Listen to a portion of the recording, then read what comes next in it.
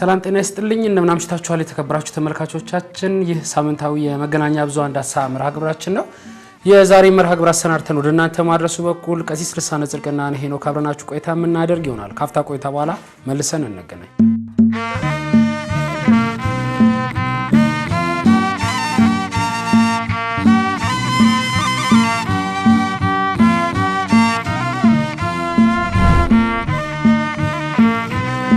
ክብራና ክብራት ተመልካቾቻችን ካፍታ ቆይታ በኋላ መልሰን ተገናኝተናል ቀሲስ እንኳን ደህና መጡ መልካም እንግዲህ በሳምንቱ ቅዱስ ቤተክርስቲያንና የተመለከቱ የተለያዩ ጉዳዮች በተለያዩ የመገናኛ ብዙሃን አማራጮች ሲነበቡ እንደዚህ ስንመለከታቸው ቆይተናል ለዛሬ ሁለት ርዕሰ ጉዳዮችን መርጠን እንግዲህ ይዘን መተናል አንደኛው የዚህ የአድዋ ድል መታሰቢያ ቀን እንግዲህ በአሜሪካ እውቅና አግኝቷል ምናልባት ይሄ እውቅና ማግኘቱ የኢትዮጵያ ኦርቶዶክስ ተዋሕዶ ቤተክርስቲያን የአድዋ ድል መታሰቢያ ቀን ሲታሰብ ሁሌም በፊት ቀደምነት እንግዲህ ስሟ ይጠቀሳል ምናልባት በተለይ ከዚህ ከ19ኛው እስከ 20ኛው መቶ ክፍለ ዘመን እንግዲህ ባለው ጊዜ ኢትዮጵያ ከአፍሪካ በቀኝ ግዛት ካልተገዙ ሀገራት ቀዳሚ ነችና ከዛ ጀምሮ ያለውን በተለይ ኢትዮጵያ ያላትን ታሪክ ለትውልድ በማስተዋወቅ በኩል ጉልህ ሚና ይኖራል ብለን እናስባለን እንደ ሀገር እኛ ግን እንደ ቤተክርስቲያን የሚኖረው ድርሻ ምን ይሆን የሚለውን የምንመለከት ይሆናል ከዛ ውጪ ቀሲስ በተደጋጋሚ ስናነሳው ቆይተናል በሚዲያ ዳሰሳችንም ላለፉት 2 እና 3 ሳምንታት በተደጋጋሚ ስናነሳው የነበረው የምስራቅ አርሲ ሀገረ ስብከት ጉዳይ አንዱ ጉዳይ ነው እንግዲህ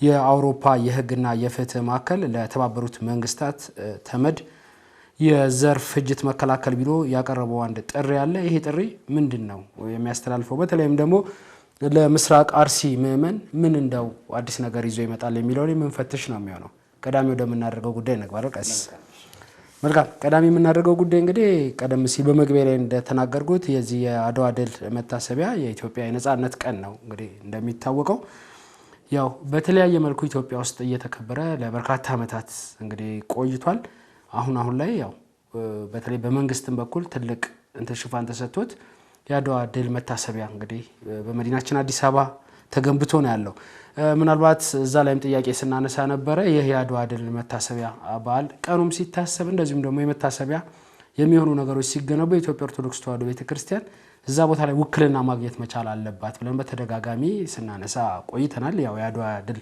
መታሰቢያ ሙዚየምም ሲገነባ ማለት ነው እዛ ውስጥ እንደ ኢትዮጵያ ኦርቶዶክስ ተዋሕዶ ቤተክርስቲያን ሚናን የሚገልጽ የትኛው ቦታ ላይ ነው የተቀመጠ የሚለው ያው እስካሁን ድረስ እንደው በይፋ ያልተነገረ ወይ ደግሞ ቅዱስ ቤተክርስቲያን እዚህ ጋር አግኝቻለሁ የኔን ተሳትፎ የሚያሳይ ይሄ ነገር አለ ብላ በሙዚየምነት ደረጃ እንግዲህ ያገኘችበት የለም ይሄ የአድዋ 00 ፕሮጀክት ማለት ነው ምናልባት አሁን ላይ ወደ አሜሪካ እንግዲህ የሰማነው አንድ ጉዳይ አለ የአድዋ ድል መታሰቢያ ቀን እውቅና መሰጠቱ ታውቋል ምናልባት እንግዲህ ለኢትዮጵያ ኦርቶዶክስ ተዋሕዶ ቤተክርስቲያን በተለይ የኢትዮጵያ ኦርቶዶክስ ተዋሕዶ ቤተክርስቲያን ካደረገችው ሱታፌ በተጨማሪ የተለያዩ ጉዳዮች ይኖራታል ሀገራዊ የሆነ ድርሻ አላት በአገር ግንባታ ላይ ትልቅ አስተዋጽኦ አላት ስንል ዝም ብለን ብቻ አይደለም በታሪክ የተቀመጠ ብዙ ነገሮች ስላሉ ነው ስለዚህ ቀሲስ የኢትዮጵያ ኦርቶዶክስ ተዋሕዶ ቤተክርስቲያን በተለይ ባህር ማዶ በተሻገረው በእንደዚህ አይነቱ እውቅና የመስጠት ጉዳይ ላይ እንደው ምን አይነት እድል ይገጥማት ይሆን የሚለውን ጉዳይ እንድናይ ነው ምን አይነት ጉዳይ ሊገጥማት ይችላል ከሱ ብንነሳ በተለይ ከቤተክርስቲያን ታሪክ ጋር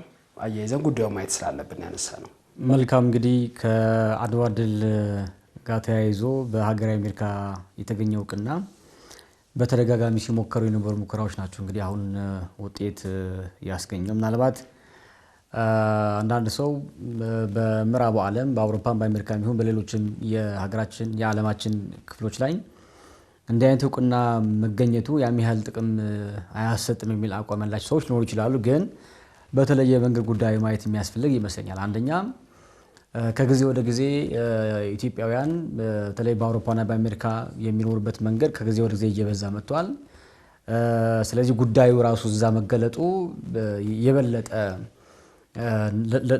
ለነገሩ ቅርበት የሚፈጥርበት አቅም ይኖረዋል ማለት ነው ሁለተኛ ደግሞ ከአድዋ ጋር የተያዙ ጉዳዮች ያው ዓለም አቀፍ ጉዳዮች ናቸው አብዛኛው ይሄ ከጀግንነት ጋር ተያይዞ ከሰብአዊነት ጋር ተያይዞ ከፍትህ ጋር ተያይዞ የሚነሱ ሐሳቦች በአንድ ሀገር ብቻ የምታጥረው የምትወሰነው ጉዳይ አይሆንም እና ያንን የበለጠም በጊዜው በአድዋ ጦርነት ጊዜ የነበረው ስብዕናን የማስከበር ወይም ደግሞ የሰው ህይወትን የማስጠበቅ ትግልና ሂደት ምን ያህል ዋጋ የተከፈለበት ነገር እንደሆነ የሚያስታውስበት ሂደት ከመሆኑ አንፃር አስፈላጊነት የጎላ እንደሆነ ማሰቡ በጣም ያስፈልጋል ብለን እናስባለን እና ይህንን እንግዲህ በምክር ቤት ደረጃ እውቅና አግኝቶ ያንን የመታሰቢያ ቀን ራሱ ወደ እውቅና መምጣቱ ትልቅ ደስ የሚያሰኝና የበለጠ ደግሞ ጉዳዩ የመጠበቅ የምንችልበት አቅም የሚፈጥር እንደሆነ ተመልክቻለሁ። በተለይ ከአድዋ ጋር ተያይዞ የሚነሱ ሀሳቦችን በተለያየ መንገድ ማየት የሚቻልበት ሂደት እንዳለ አስባለሁ። የተወሰኑ ጉዳዮች ላምሳ ብዬ ነው።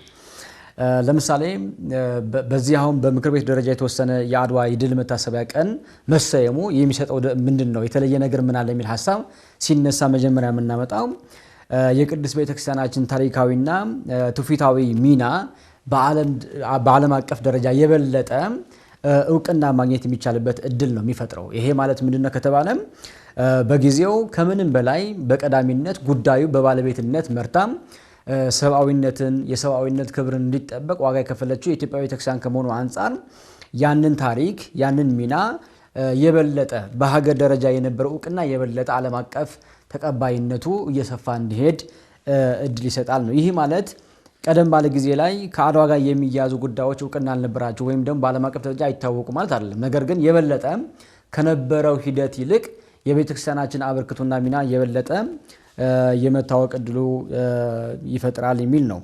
ሁለተኛ ደግሞ በተለይ የአድዋ ድል ከቅርብ ጊዜ ወዲያ አይተ ከሆነ በኢትዮጵያ ታሪክ ላይ ከዘረኝነት ጋር የሚያዙ ሀሳቦች እየበረቱ እየሰፉ ከሄዱ በኋላ ከቤተክርስቲያን ጋር የሚያዙ ጉዳዮችን ብዙ ጊዜ ሲሸፈን ነው የምናየው፣ ወይም ደግሞ ከእምነት ጋር የሚያዙ ሀሳቦች ብዙ ጊዜ ሲሸፈን ነው የምናየውና የበለጠ ይሄም ያህል ነገለ ተገኝቷል ከዚህ ወገን ተገኝቷል የሚል ጉዳይ ነው የሚመጣው እንጂ በጊዜው ሰው እንደተገኘ በጊዜው የነበረ ማህበረሰብ መገኘት የሚያጎሉ ጉዳዮች ምንሰማበት መንገድ እየቀነሰ መጥቷል እና ከዚህ አንፃር የአድዋ ድል ከእምነት አንፃር ከሃይማኖት አንፃር በጊዜው የነበረ ብሔራዊ እንደ አፍሪካ ደግሞ ካየነው የበለጠ የአንድነት መንገድ ያስተሳሰረ እንደሆነ ማየት ይቻላል ነው። ሁላችንም በታሪክም እንደምናስታውሰው ብዙ የአፍሪካ ሀገራት ደራሲያንም በመጽሐፍቶቻቸው ጽፎት እንዳነበብ ነው በተለይ ከአድዋ ድል በኋላ ብዙ አፍሪካውያን ነፃነትን የበለጠ በምን መንገድና ብልሃት ጥበብ ማግኘት እንደሚቻል ያገኙበት እድል ትልቁ ትምህርት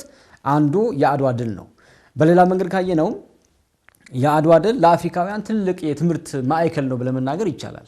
ከነፃነት ጋር የሚያዙ ከሰብአዊነት ጋር የሚያዙ አልደፈርም አልያዝም የራሴ ህልውናን አስጠብቃለሁ የሚል መንፈስ የበለጠ የጎለበተው ከዚህ ጊዜ በኋላ እንደሆነ ሁላችን የምናውቀው ጉዳይ ነው። ይሄ እንዳለ ሆኖ እንግዲህ ይሄ ከእምነት ጋር የሚያዙ ሐሳቦችን ወይም ደግሞ በሃይማኖት ስር በእምነት ስር ወይም በሃይማኖት በእምነት ጥላ ስር የሚጠለሉ አማኞች ከእውነት ጋር ምን ያህል ዋጋ መክፈል እንደሚችል ወይም ደግሞ ሐሰትን ለማስወገድ እውነትን ለማስጠበቅ ምን ያህል ዋጋ መክፈል እንደሚችል ያየንበት መንገድ ስለሆነ ያንን የበለጠ አንድነቱን ማስተሳሰር ይችላል የሚል ነው።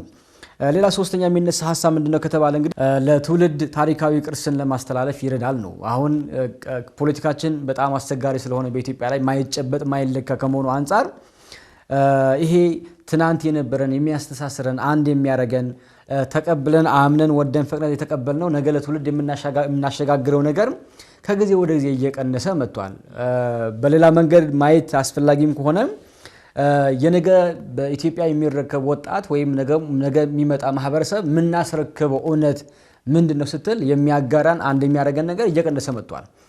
ከፈለገን ግን ዋና ሊያስተሳስረን የሚችል ለነገ ለሚመጣ ትውልድ ላስረከበው የምንችል አንድ እውነት ምንድነው ከተባለ የአድዋ ድል ከመሆኑ አንፃር ያንን የበለጠ ለትውልድ ታሪካዊ ቅርስን ለማስተላለፍ ትልቅ እድል የሚፈጥር ነው። እንግዲህ ከአድዋ ጋር የሚያዙ ጉዳዮች አሉ። ቅድም አንተም በመግቢያ ስታነሳው እንደነበር ለምሳሌ አዲስ አበባ ላይ የታነጸው ወይም ደግሞ የተሰራው የአድዋ መታሰቢያ ድል የሚያሳዩ ጉዳዮችን ስናነሳ የነበረው አንዱ መንገድ ምንድነው ከተባለ የኢትዮጵያ ቤተክርስቲያን የሚወክል ወይም ደግሞ ሊያሳይ የሚችል በጊዜ የነበራትን ጉልህ ሚና የባለቤትነት ድርሻ ሊያሳይ የሚችል ነገር የለም የሚል ሐሳብ ብዙ ስናነሳ ነበረ። ያው መልስ ያልተሰጠበት እንዲሁም ደግሞ እንደ ተቋም ጭምር ያልገፋንበት ጉዳይ ከመሆኑ አንፃር ትንሽ የሚያስቆጭ ቢሆንም ነገር በተለየ መንገድ ካየነው ግን ያንን የኢትዮጵያ ቤተክርስቲያን የከፈለችው ዋጋ የደከመችበት ድካም ያንን ሁሉ አስተዋጽኦ በከንቱ መቅረት የሌለበት ጉዳይ ነው።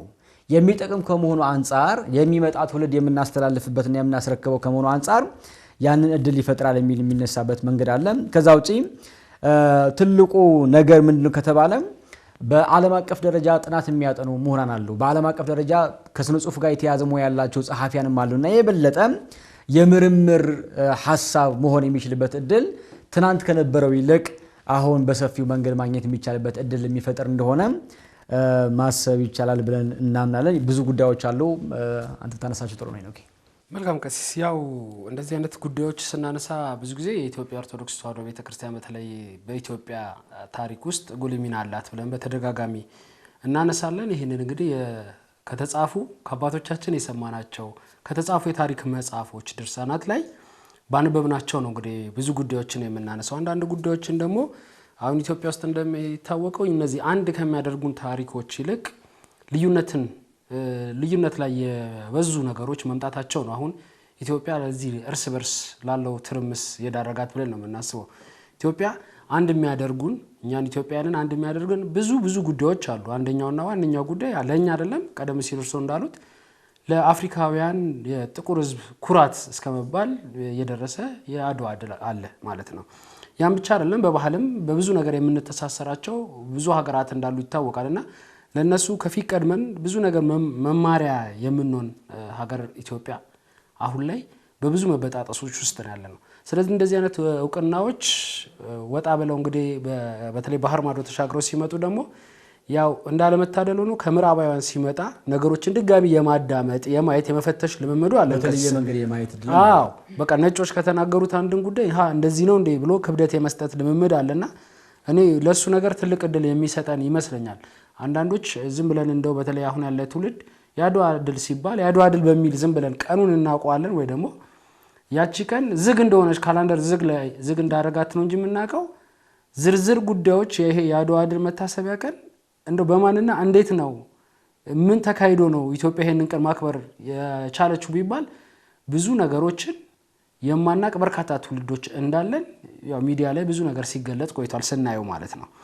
ስለዚህ እኔ ይሄ ነገር መሆኑ ቀደም ሲል እርሱ እንዳሉት በጣም ብዙ ጥቅሞች አሉት። በተለይ አሁን እኛ የምንወቀስበት አሁን ከዚህ ከሰላም እጦት ጋር ካለመረጋጋት ጋር ተያይዞ በተለይ የዚህ ዲፕሎማሲ ላይ በጣም ሰፊ ነገሮች ክፍተት እንዳሉ ይነሳል አይደል ቀሲስ?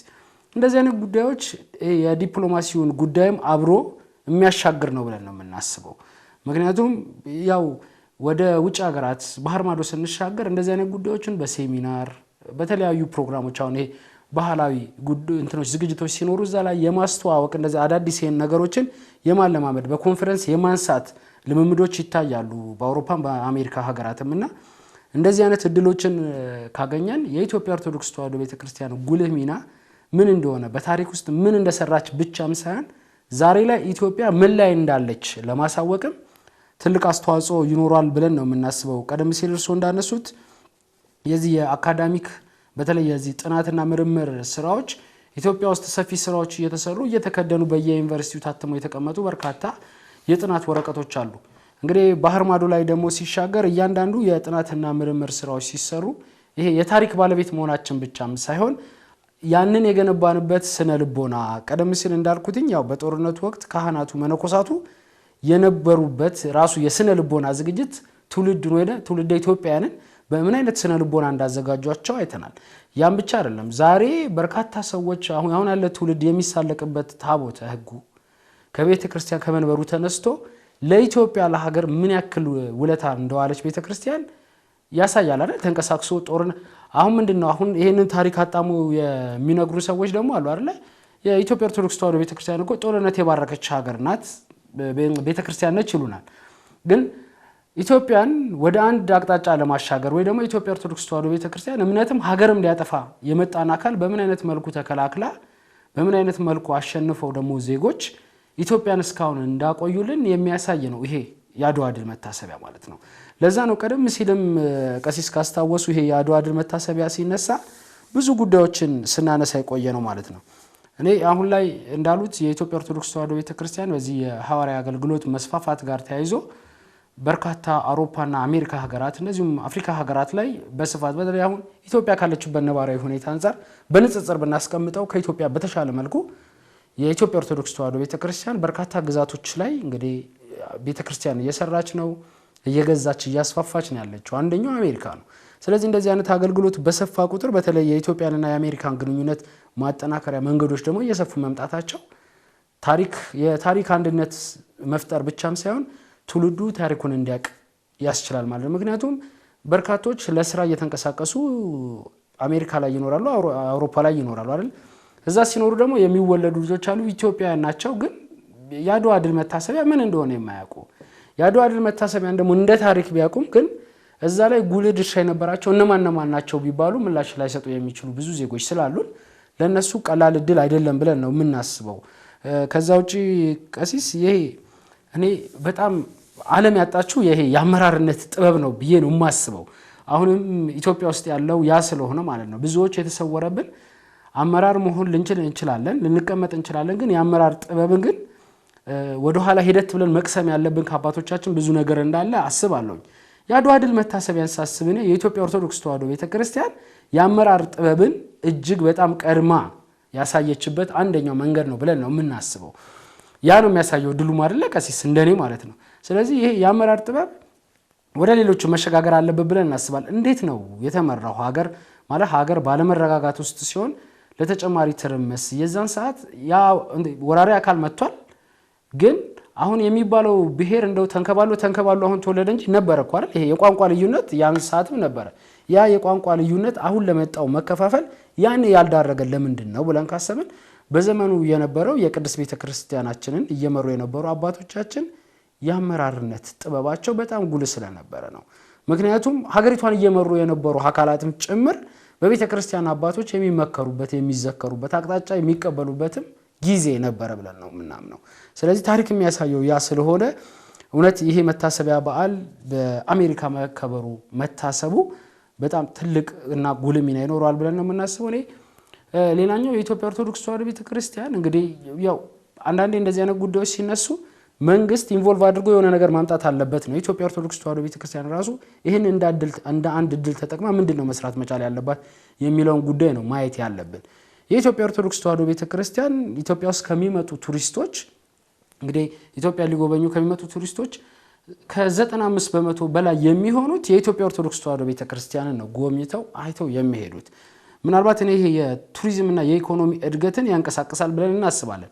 ኢትዮጵያ እዛ ጋር አንድ ነገር መስራት ትችላለች። የኢትዮጵያ ኦርቶዶክስ ተዋሕዶ ቤተክርስቲያን ይህ ቀን ሲከበር አሜሪካ ላይ የአድዋ ድል መታሰቢያ ላይ የኢትዮጵያ ኦርቶዶክስ ተዋሕዶ ቤተክርስቲያን የነበራትን ጉልህ ሚና የሚያሳይ ሙዚየም እንኳን እዛ መገንባት ብችል ይህንን እድል እንኳን ብታገኝ በኢኮኖሚ እንደዚሁም ደግሞ የቱሪዝሙን መስክ በማስፋት በኩል ትልቅ አስተዋጽኦ ይኖረዋል ብለን እናስባለን። ያን ብቻ አይደለም፣ እዛም ባይገነባ ምንጩን ያዩ አካላት እዛ የአድዋ ድል መታሰቢያ በዓል ምንድነው የሚለውን ያው ካላንደር ላይ የገባ ነው፣ ቀኑ እየተከበረ ነው አሜሪካንም። ስለዚህ በዚህ ግዛት ላይ ከተከበረ ይሄ ቀን ካላንደር ላይ ሲገባ መቼስ ምንድነው የሚል ትውልድ መፈጠሩ አይቀርም። ያ ትውልድ መጥቶ ኢትዮጵያን እንዲጎበኛት የኢትዮጵያ ኦርቶዶክስ ተዋሕዶ ቤተክርስቲያን እንዲጎበኛት የሚያደርግ ትልቅ አስተዋጽኦ ይኖረዋልና እኔ የኢትዮጵያ ኦርቶዶክስ ተዋሕዶ ቤተክርስቲያን እንደዚህ አይነት ጉዳዮች ሲነሱ ምንድነው ማድረግ አለብን የሚለውን በተለይ ቱሪዝሙ አሁን እየተንቀሳቀሰ ነው ብለን ነው የምናስበው። መምሪያው ትልቅ የቤት ስራ ወስዶ እንደዚህ አይነት ስራዎችን መስራት እንዳለበት ይሰማኛል።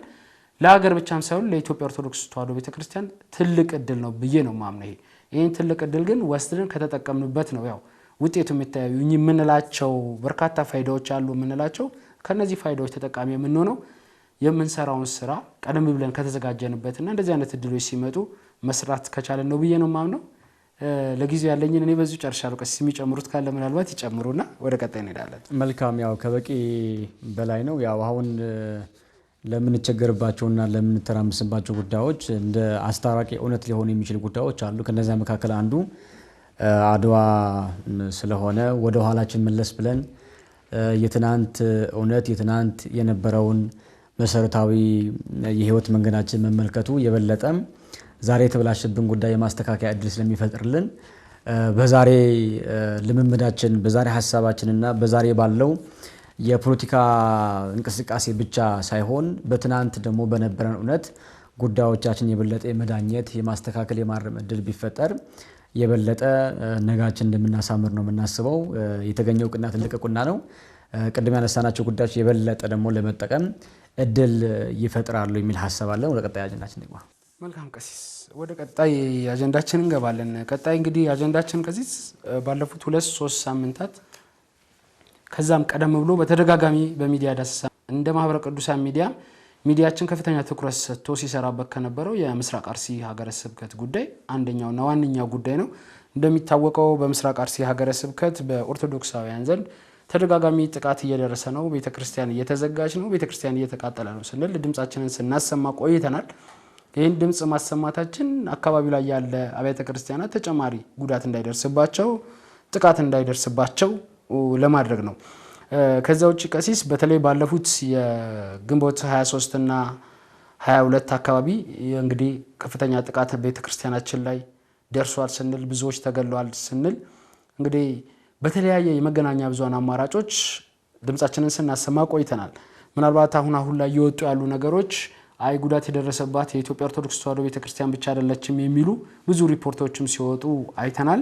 እንግዲህ ዓለም አቀፍ ሚዲያዎች ደግሞ አንጻራዊ የሆነ ትክክለኛ የምንለው ወይ ደግሞ ተቀራራቢ የምንለው መረጃና ማስረጃ ለተመልካቾች ሲያደርሱ ቆይተው ነበረ። ምናልባት እንግዲህ እነኛ አሁን እስካሁን የደረሱ ጥቃቶች ሰፊ ናቸው፣ ግን እነዛ ጥቃቶች መቆም መቻል አለባቸው፣ በዚህ ይበቃል ነው እያለን ያለው።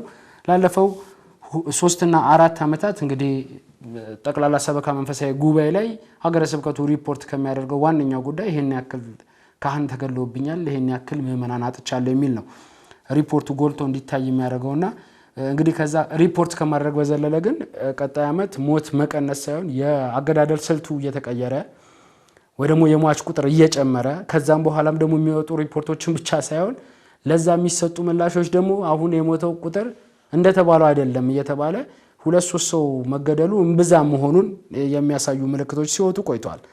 ምናልባት እንግዲህ እነዚህ ጉዳዮች ዓለም አቀፍ ትኩረት እንዲሰጣቸው በተለይ ዓለም አቀፍ ማህበረሰብ እንደመኖሩ መጠን በዚህ በዓለም አቀፍ ጉዳዮች ላይ እንዲታይልን ድምጻችሁን አሰሙ የሚሉ የተለያዩ ድምጾች ሲወጡ ቆይቷል። እርግጥ ነው አሁንም ድምጽ እያሰማና ያለ ነው፣ ደጋግመን የምናነሳው ለዛ ነው።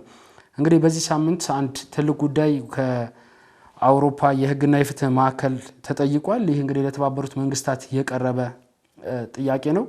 በተለይም ቀሲስ በአርሲ ያለው ሁኔታ በአስቸኳይ እንዲያጠና ቲም እንዲዋቀር እንደዚሁም የተለያዩ ጥያቄዎች ተነስተዋል። ምናልባት እንግዲህ የሲቪል ህዝብ ጥበቃ ገለልተኛ ምርመራ እንዲደረግ የሚል ዋና ጉዳይ ቢኖርበትም ግን በቁጥርም ከ37 በላይ የኢትዮጵያ ኦርቶዶክስ ተዋሕዶ ቤተክርስቲያን እንደተገደሉ ጭምር ነው እዚህ ላይ ሪፖርት የቀረበው። ያን ብቻ አይደለም፣ ቤተክርስቲያን እንደተቃጠለ፣ በሺዎች የሚቆጠሩ ከአካባቢው እንደተፈናቀሉ እንግዲህ ጥናት ሰርተው ነው ይሄ ሪፖርት የቀረበው ማለት ነው። በዚህ ሪፖርት እንግዲህ የተባበሩት መንግስታት ድርጅት ተመድ አስቸኳይ መፍትሄ እንዲወስድ የሚል ጥሪ ነው የቀረበው። ምናልባት ቀሲስ ያው ጥሪዎችን ኢትዮጵያን እየመራ ላለ መንግስትም ስናቀርብ ቆይተናል፣ ለፌዴራል መንግስትም እንደዚሁም ደግሞ ለክልሉ መንግስትም ጥያቄያችንን ስናነሳ ቆይተናል። እንደ አጠቃላይ የኢትዮጵያ ኦርቶዶክስ ተዋሕዶ ቤተክርስቲያን ለተደጋጋሚ ጥቃት እየተዳረገች ነው። በዚህ አካባቢ ጥበቃ ሊደረግለት ይገባል እዚህ አካባቢ ያለ ምዕመን ስንል ቆይተናል። እንግዲህ አሁን ላይ በርካታ አብያተ ክርስቲያናት ተዘግተዋል። በርካታ ስደተኞች በየመጠለያ ጣቢያው በየአብያተ ክርስቲያናቱ ተጠግተው ነው ያሉትና ለነሱ አስቸኳይ ውሳኔ ተወስኖ እንደ ኢትዮጵያ ኦርቶዶክስ ተዋሕዶ ቤተክርስቲያንም የራሷን ድርሻ ወስዳ ስራዎች መስራት መቻል አለባት ስንል ነበር።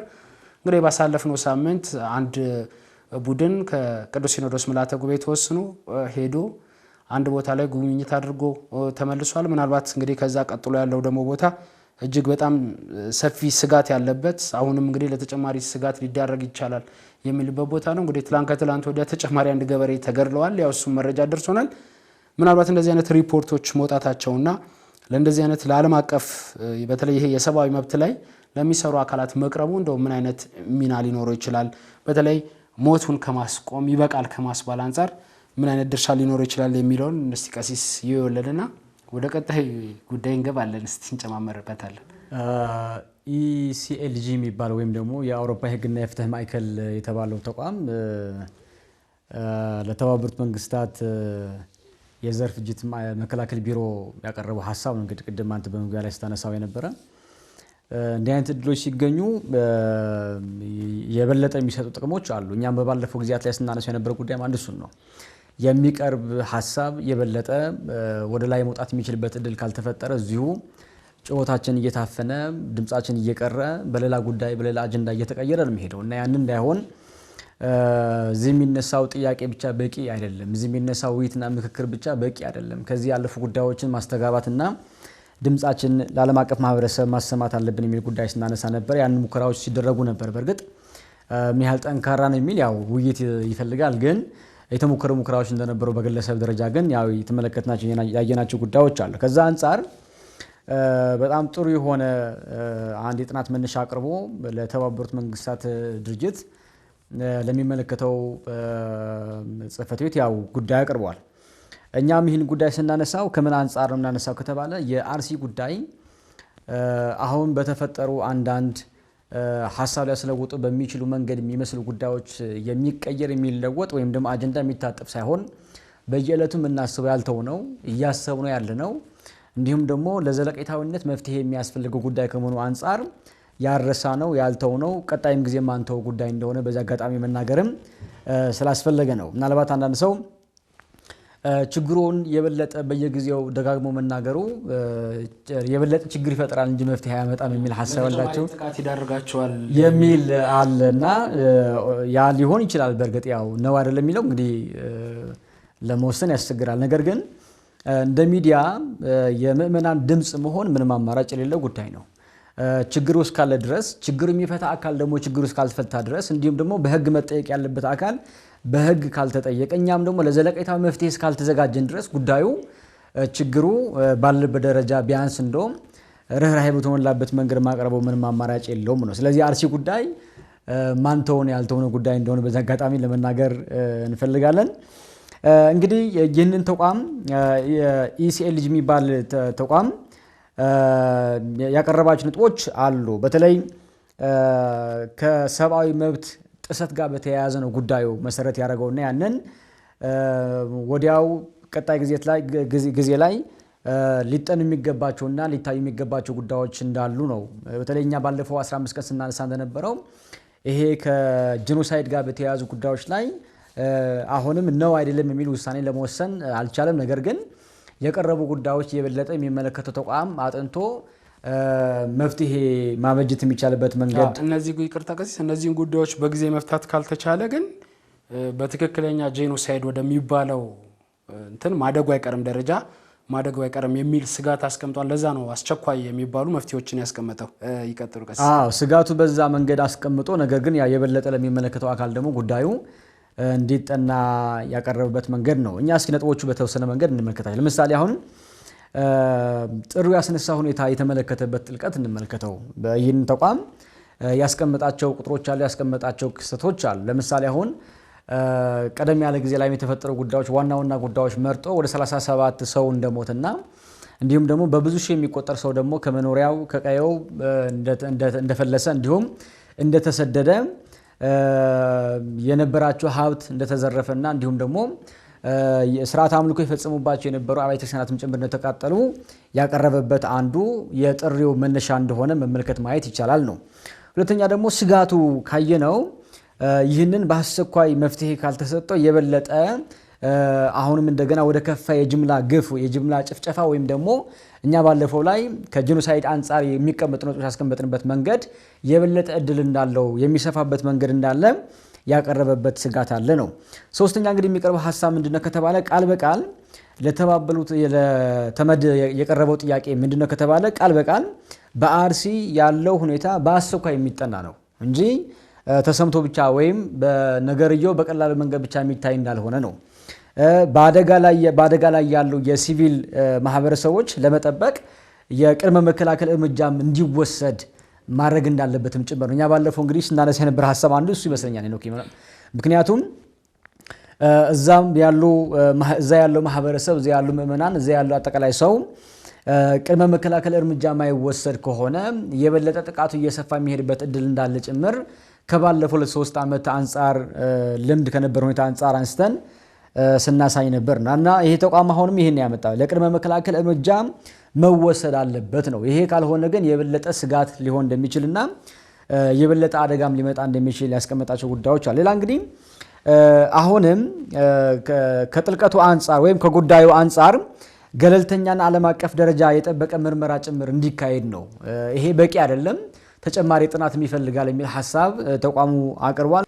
ስለዚህ ይህን ተቋም በጥቃቱ የተሳተፉ ግለሰቦችም ጨምሮ ወይም ደግሞ በህግ ፊት መቅረብ የነበረባቸው ያልቀረቡ በህግ ፊት እንዲቀርቡ ያቀረበው ጥሪ አለ ነው። ትልቁ ነገር ግን የተፈናቀሉ ሰዎች አሉ፣ የተፈናቀሉ ክርስቲያኖች አሉ። ለነዛ ሰብአዊ ድጋፍ እና ጥበቃ እንዲያገኙ ተቋሙ መስራት እንዳለበት ያቀረባቸው ጉዳዮች አሉ ነው። በአራተኛ የተቀመጠ ጉዳይ ምንድነው ከተባለ በተለይ ከመንግስታዊ ተቋማት ጋር ተያይዞ የሚነሳ የተጠያቂነት ጉዳይ አሁንም ጭምር ጫና እንዲፈጠር ያቀረባቸው ጉዳዮች አሉ። እንግዲህ በተደጋጋሚ ስናነሳው የነበር ነገር ግን እልባት መፍትሄ ያላገኘ አንድ ጉዳይ እሱን ነው። ምእመናን የትም ቦታ ክርስቲያኖች ይሞታሉ። በተለያየ መንገድ ሰው ሀብቱ ንብረቱ ይዘረፋል። ስርዓት አምልኮ የሚፈጸምባቸው መንፈሳዊ ተቋማትን ቤተ እምነቶችም ጭምር ይወድማሉ። ነገር ግን የበለጠ እንዲያውም ለምን እንዲሆነ የሚል ሰው የሚታሰርበት የሚሰደድበት ማስፈራሪያ ጭምር የሚመጣበት እድል ነው እየሰፋ የመጣው እንጂ እንዲህ አይነት በደል የሚፈጽሙ ግፍ የሚፈጽሙ ሰዎች በተመለከተ እነሱን ለህግ ድጋፍ ማቅረብ የሚችል መንግስታዊ ተቋማት አለመኖር በጣም አሳሳቢ የሆነ እንደመጣ ተቋሙ ያቀረበበት መንገድ ነው። ሌላ እንግዲህ ቅድም አንተም ስታነሳው ነበር ይሄ ባለፈው እኛም 15 ቀን ላይ የ1948 የጄኖሳይድ የስምምነት ሐሳብ ላይ ማዕከል ሊያደርግ የሚችል ነገር የበለጠ ጉዳዩ መመልከት እንደሚያስፈልግ ነው። ምክንያቱም ጉዳዩ በእኛ ድምዳሜ እንደዚህ ጊዜ ለምሳሌ አሁን የመንግስታት ሽግግር ሲደረግ የብሔራዊ ምርጫ ክንውን ሲሆን ብቻ የተለየ ክስተት ሲፈጠር የተለየን ቦታ ላይ ያሉ ክርስቲያኖችን በማጥናት እንዲያልቁ ወይም ደግሞ እንዲሞቱ እንዲገደሉ እንዲጨፈጨፉ ማድረግ ይሄ ዘርን የመፍጀት ወይም ደግሞ አማኞችን ህልውናቸውን የማክሰም እንቅስቃሴ ከጊዜ ወደ ጊዜ ስለመጣ ያንን ተቋሙ ጭምር ጊዜ ሰጥቶ በአስቸኳይ እንዲያጠናው ያቀረበ ሐሳብ አለ ነው። በአጠቃላይ እንግዲህ ይህን ተቋም በምስራቅ አርሲ የተፈጸሙ ግድያዎችና ጥቃቶች ከባድ የሆነ የሰብአዊ መብት ጥሰቶች መሆናቸው በመግለጽ የተመድ የጸጥታ ቢሮ ማለት ነው የዘር ፍጅቱን የበለጠ በጊዜ ገደብ መፍትሄ የሚገኝበት መንገድ ጫና እንዲፈጠርና እንዲሰራ የቀረበ ሐሳብ ከመሆኑ አንፃር ይበል የሚያሰኝና በሀገር ውስጥ የምናቀርባቸው ሐሳቦችን የበለጠ በዓለም አቀፍ ደረጃ መሰማት የሚችሉበት እድል እንዳለ ያየንበት ነው። ይሄ ትልቁ ነገር ምንድነው ካልከኝ በተለይ ከጊዜ ወደ ጊዜ የሚመጡ ጉዳዮቻችን ከትናንት ችግራችን ይልቅ ከትናንት ጥቃትና ሞታችን ይልቅ የዛሬ ሞታችን አይተን ምንጽናናበት መንገድ ሳይሆን መፈጠር ያለበት በተለይ ከቁጥር ጋር ተያይዞ አሁን 4 ሰው ሲሞትና 15 ሰው ሲሞት ብዙ ጊዜ የሚያህል አንዳየውም አይደለ? ይሄ በጣም አደገኛ የሆነ ግፍን የማለማመድ ሞትን የማለማመድ እንቅስቃሴ ነው። እንግዲህ አሁን የመጣው እኛ ጋራ በትናንት ደህና መሆን ይሄ በትናንት የከፋ ደህና መሆን በዛሬ በጣም የከፋ እንቅስቃሴያችን ነው ብዙ ጊዜ የምንገመገመው እና ያንን ሊያስቀር በሚችል መንገድ መፍትሄ ያስፈልጋል የሚል ሐሳብ መረሳት የለበትም ነው። በተለይ አብሮነትን ከመፍጠር አንፃር በህብረት ከመስራት አንፃር ከመወያየት አንፃር ትልቅ እንቅስቃሴ ቢሰራ ምን ያህል ውጤት ሊመጣ እንደሚችል ያየንባቸው መንገዶች እንዳሉ ማየት ማሰብ ያስፈልጋል ነው። በጣም ያሳዝነው ነገር ምንድነው ካልከኝ እንዲህ አይነት የሚመለከታቸው ዓለም አቀፍ ተቋማት በዚህ መንገድ ጉዳዮቹን አንስተው ሲናገሩ በሀገር ውስጥ ደግሞ ጉዳይ እንዳልተፈጠረ የሚክዱ ተቋማት መኖራቸው በጣም የሚያሳዝንና የሚያሳፍር ጉዳይ እንደሆነ ባለፈው ስናነሳው ነበር። የኢትዮጵያ ሰብአዊ መብት ኮሚሽን ባለፈው ያነሳነው ጉዳይ ከቁጥር ጋር ያይዞ እንዲሁም ደግሞ በጣም አንዳንድ የእምነት ተቋማት መሪዎችም ጭምር ያላቸውን የመንግስታዊ ተቋማት ውገናን ማዕከል አድርገው ያንን በንጽጽር ጉዳዮች ለማስቀመጥ የመከሩበት መንገድ በጣም አደገኛ የሆነ መታረም ያለበትና ነገ ከነገ ወዲያም ለነሱም ጭምር ዋጋ ላይ ያስከፍላቸው የሚችል እንቅስቃሴ እንደሆነ ትንሽ ማንሳቱ አስፈላጊ እንደሆነ አምናለሁኝ። ትልቁ ነገር ምንድነው ከተባለ በውጪ ያለው ማህበረሰብ ከሚጮሆ ጮሆት የበለጠ የምንጎዳው እኛ ምን ያህል መጮህ እንዳለብንና ምን ያህል መተባበር ለመፍትሄ መቀመጥ እንዳለብን ሐሳቦች ሊነሱ ይገባል ብዬ አምናለሁ። በእኔ በኩል በዚህ አይቼዋለሁ ነው። መልካም ቀሲስ፣ ያው እንደዚህ አይነት ጅምሮች ጥሩ ናቸው። በተለይ ቀሲስ እርሶ ቀደም ሲል እንዳነሱት አሁን ላይ አንዳንድ የመንግስት ባለስልጣናትም ጭምር ቀደም ሲል ልክ ይሄ ክስተት እንደተፈጠረ በተለይ የግንቦቱ ላይ በጣም ብዙዎቹ የመንግስት ባለስልጣናት ድምጻቸውን ያሰሙበት አጋጣሚ አይተናል። አንዳንዶቹ እዛው አዝነናል ባሉበት የማህበራዊ የትስስር ገጻቸው ላይ አሁን መልሰው ከሰሞኑን ደግሞ ቤተክርስቲያን ይሄ ቀድሞ ጅራፍ ራሱን ገርፎ ራሱ ይጮሃል የሚል ስላቅ ጭምር ያለው ጉዳይ ነው እያቀረቡ ያሉት አርሲ ላይና እንደውም አንዳንዶቹ ቪዲዮ ጭምር ይዘው ወጥተው እየተነተኑ ነው ያሉት የመንግስት ባለስልጣናት የሚባሉ የተለያዩ እንግዲህ የክልል ከተሞች ላይ በኃላፊነት የተቀመጡ ማለት ነው። ምናልባት እንግዲህ እኔ አሁን ላይ የማምነው እዛ ጋር ይብዛም ይነስም የሰው ህይወት ጠፍቷል ነው እያልን ያለ ነው። ቤተክርስቲያን ተቃጥሏል ነው እያልን ያለ ነው። ምናልባት እነዚህ ይህንን የሚያጠቁ አካላት እየተባሉ ያሉት የታጠቁ ኃይሎች ወደ ጫካ ይገቡ ወይንም ደግሞ ከጫካ የሚወጡ ነው እየተባሉ ያሉት።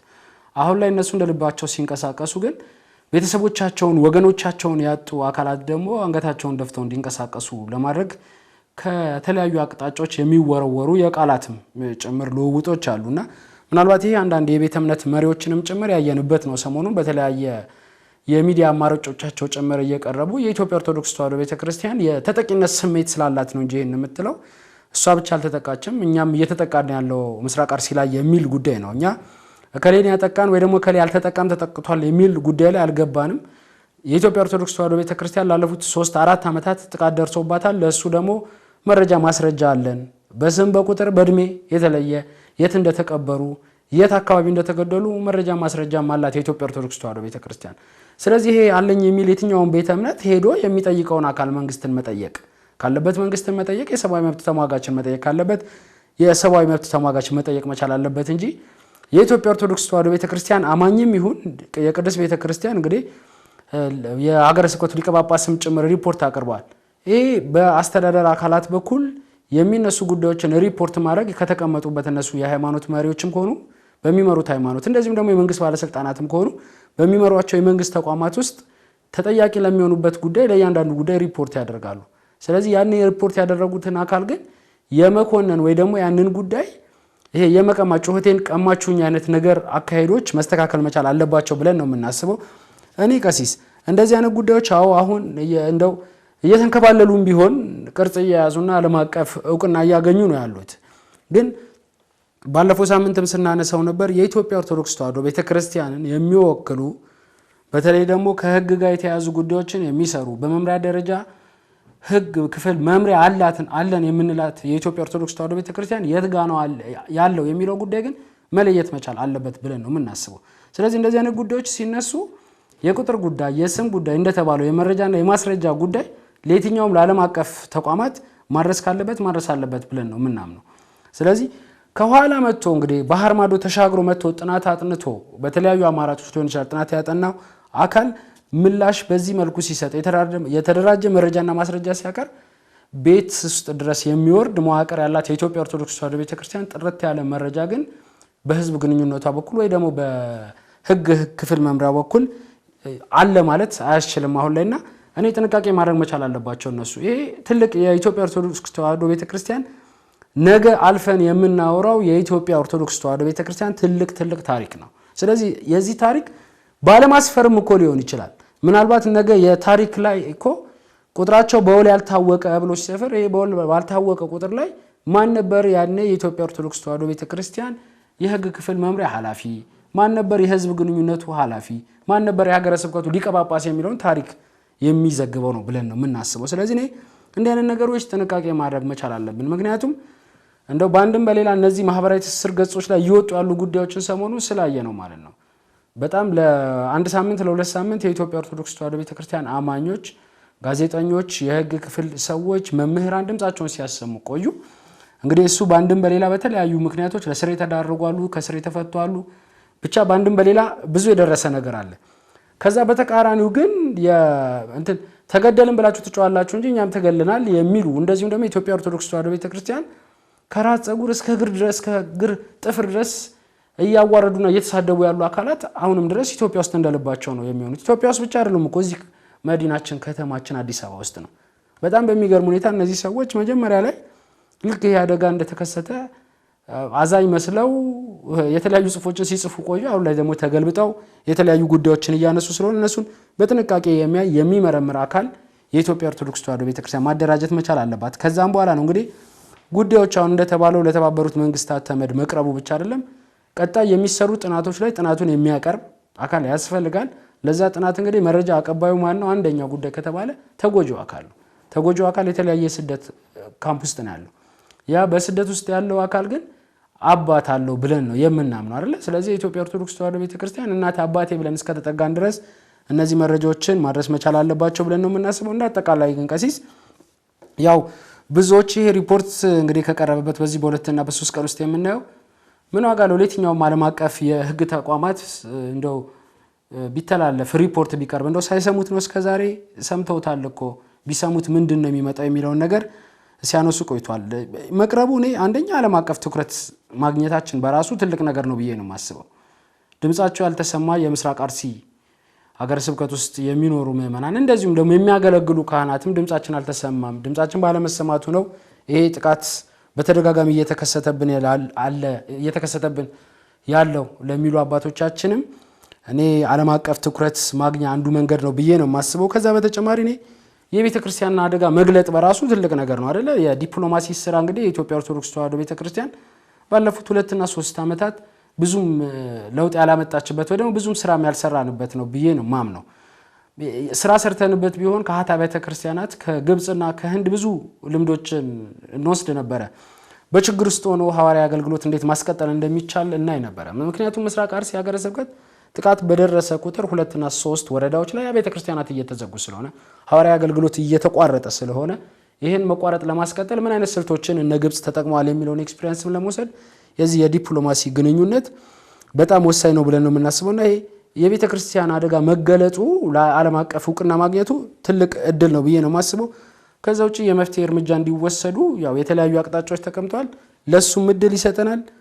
የፍትህና የሰብአዊ መብት እንግዲህ ድጋፍ ማግኘት ግን ትልቁ ጥያቄያችን ነው።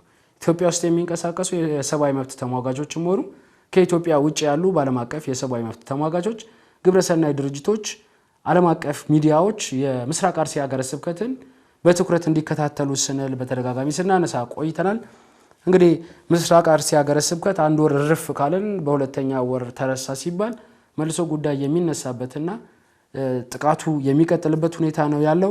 ምናልባት እንግዲህ ያው ቀደም ሲል የቀረበው ሪፖርት ላይ ከተመለከቱት ቀሲስ መንግስት አንድ አካል አለ ይሄንን ጥቃት አድርሷል የሚለው አካል፣ ይሄ አካል ደግሞ በተደጋጋሚ ጥቃቱን ያደረስኩት እኔ አይደለሁም እያለ ነው ያለው። ስለዚህ በአስቸኳይ ጥናት እንዲሰራ የሚል አቅጣጫ ነው አንድ የተቀመጠውና እኔ ምናልባት ይሄ የብዙዎች ጥያቄም ስለሆነ እዛ ቦታ ላይ ጥቃት እያደረሰ ያለው ማን ነው? ከዛ ውጪ የመንግስት የጸጥታ አካላት እንግዲህ አሉ። በአሁኑ በተለይ የዚህ የግንቦት እንግዲህ ጥቃት ላይ የመንግስት የጸጥታ አካላትም ያው ተሰውተዋል የሚሉ መረጃና ማስረጃዎች ነው የተገኙት። እርግጥ ነው በቁጥር ልዩነት አለ እንጂ ይሄ መረጃ እኛ ጋር የሚደረሰ ነው።